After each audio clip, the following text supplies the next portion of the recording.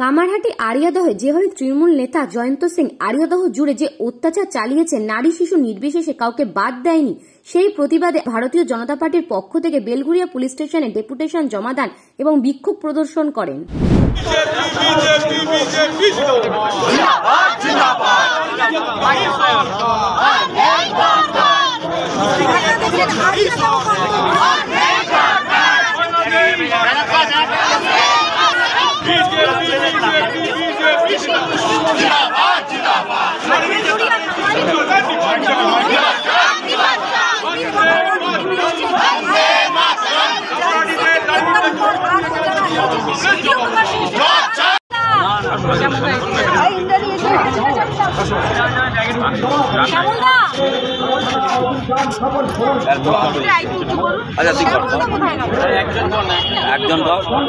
শ্যামলদা এখানে নেই।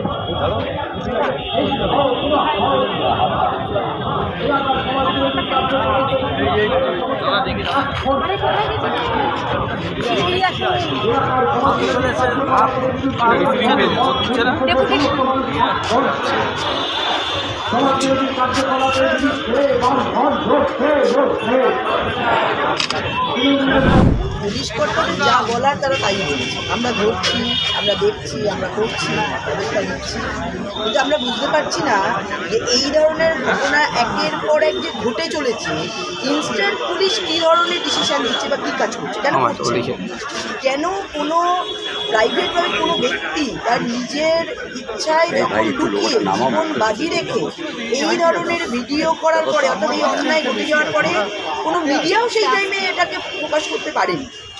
তো স্বভাবতই একজন সাধারণ মানুষ নিজের জীবন বাজি রেখে এই ভিডিও করে ছাড়ার পরে এই অন্যায়টা সামনে আসছে। তো এই অন্যায় এরকম একটা অন্যায় নয়, একের পর এক এরকম ঘটনা এই কামারহাটি, এই দমদম, সারা পশ্চিমবঙ্গব্যাপী এরকম ঘটনা ঘটে চলেছে। লিঞ্চিং বলুন, নারী ধর্ষণ বলুন, তোলাবাজ বলুন, সিন্ডিকেট বলুন, খুন বলুন, বোমা বলুন, কি হচ্ছে না, বা চাকরি চুরি বলুন। তো সেই ক্ষেত্রে প্রশাসন বলুন বা পুলিশ মন্ত্রী বলুন বা মুখ্যমন্ত্রী বলুন বা স্বাস্থ্যমন্ত্রী, সুপার স্পেশালিস্ট হসপিটালে ছানি অপারেশন হচ্ছে, অন্ধ হয়ে যাচ্ছে। এই তো পরিস্থিতি, এর দায়ভার কার? আমার তো মনে হয় অন্য কেউ হলে এতক্ষণ এই দায়ভার নিয়ে মুখ্যমন্ত্রী সমস্ত দায় নিয়ে পদত্যাগ করা উচিত ছিল, কারণ প্রত্যেক দিন ঘটছে, কোনো রকম এটাতে বাধা পড়ছে না, রোজ ঘটছে। দেখুন, আপনি খবরের কাগজ খুলুন, প্রত্যেক দিনের ঘটনা। দেখুন, একমাত্র এখানে বিরোধীরা আছে বলেই খানিকটা, এবং মিডিয়া বন্ধুরা যারা সিদ্ধারা সোজা করে খবরগুলো করছেন তাদেরকে ধন্যবাদ জানাই। তারা আছে বলে পশ্চিমবঙ্গের যে এই ধরনের ঘটনা ঘটে চলেছে আমরা 1% পাচ্ছি, যেটা মিডিয়ার কানে বা আমাদের কানে পৌঁছালে আমরা প্রতিবাদ করতে পারছি বা মানুষের কাছে বলতে পারছি। এরকম অনেক ঘটনা আছে ভয়ার্থ, আমরা আপনাদের মিডিয়ার মাধ্যমেই দেখেছি, যারা বলতে চাইছে না কি ঘটনা ঘটেছে, উনি অসুস্থ, চুপ করুন, উনি বলতে পারবে না, মানে এতটাই ভয়ার্থ।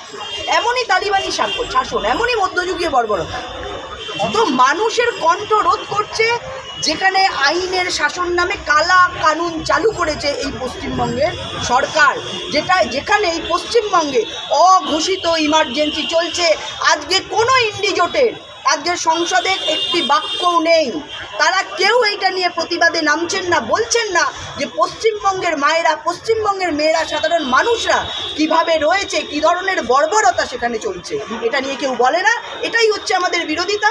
কেবলমাত্র নিজেদের স্বার্থের জন্য আমরা বিরোধিতা করি, দেশের জন্য নয়, এই সমাজের জন্য। করবে স্বাভাবিক, এতদিন জয়ন্ত সিংয়ের পরিবাররা বিভিন্ন নেতা, মন্ত্রী, পুলিশ সবার সাথ পেয়েছে। আজকে তাদের সেটা জানে যে আজকে আবার যদি আমরা তাদের ওপর বলি, আবার হয়তো আমাদের পেছনে তারা এসে দাঁড়াবে। কারণ এই যে প্রাসাদক্রম বাড়ি কীভাবে হচ্ছে, তিনি কী করেন? তৃণমূল করেন। দেখবেন যারা যারা বড় লোক আছে, বড় প্রাসাদ আছে, প্রচুর টাকা আছে, তারা কি করে? ব্যবসা করে না, কিছু করে না, তারা তৃণমূল করে।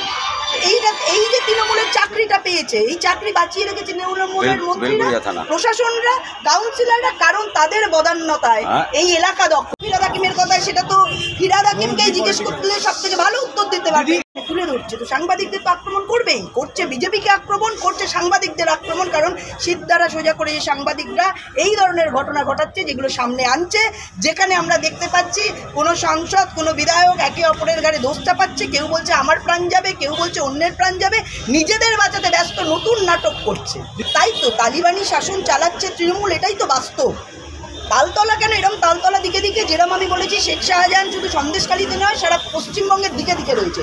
জেসিপি, শেখ শাহজাহান, আজকে এই জয়ন্ত সিং, এরকম এক একটি নাম শুধু বদলাচ্ছে, কিন্তু এদের কার্যক্রম, কথাবার্তা, কার্যপদ্ধতি সব একই রকম চলছে। এবং আপনারা জানেন ফিরহাদ হাকিম বলেছেন যে তিনি মিনি পাকিস্তান করবেন। তিনি বলেছেন যারা অমুসলিম তারা দুর্ভাগ্যজনক তাদের জন্মানোটা। তো স্বভাবতই এখানে যিনি পশ্চিম বাংলাদেশ তৈরি করতে চাইছেন, যে ফিরহাদ হাকিম এখানে মিনি পাকিস্তান তৈরি করতে চাইছেন, তো সেখানে তালিবানি শাসনটাই কাম্য।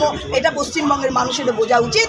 তারা কাকে ভোট দিয়েছে এই তালিবানি শাসন তৈরি করার জন্য, নিশ্চয়ই আপনারা আরেকবার ভেবে দেখুন। প্রশাসন বলল আমরা অ্যারেস্ট করেছি, আমরা দেখছি, আমরা কাজ করছি, বাকি যারা আছে অ্যারেস্ট করবো, যেটা ওনাদের কাজ, যেটা ওনাদের কথা, ওনারা সেটাই বলেছে।